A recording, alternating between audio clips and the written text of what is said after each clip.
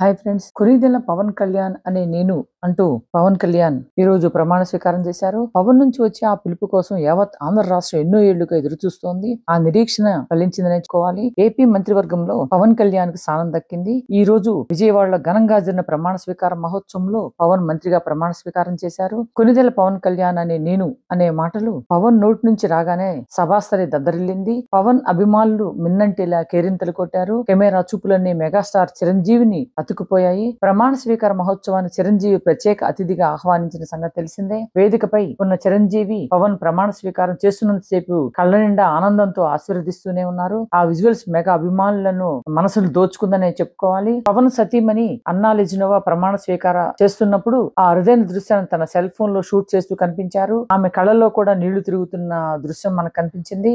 ప్రమాణ స్వీకారం చేసిన తర్వాత పవన్ ప్రధాని మోడీ, ముఖ్యమంత్రి చంద్రబాబు నాయుడు దగ్గర కృతజ్ఞతలు తెలిపారు. అనంతరం అతిథులందరినీ పలకరిస్తూ అన్నయ్య చిరంజీవి దగ్గరికి రాగానే కాళ్ళకు నమస్కారం చేసి ఆయన ఆశీర్వాదం పొందారు. ఈ వేడుకకు మెగా కుటుంబం మొత్తం హాజరైంది. రామ్ చరణ్, సాయి ధరమ్ తేజ్ ప్రత్యేక ఆకర్షణగా నిలిచారు.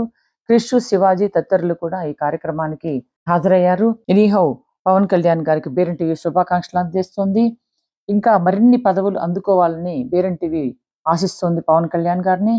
Thank you so much friends. బేరం టీవీని అందరూ సబ్స్క్రైబ్ చేసుకోండి. లైక్, షేర్, సబ్స్క్రైబ్ బేరం టీవీ.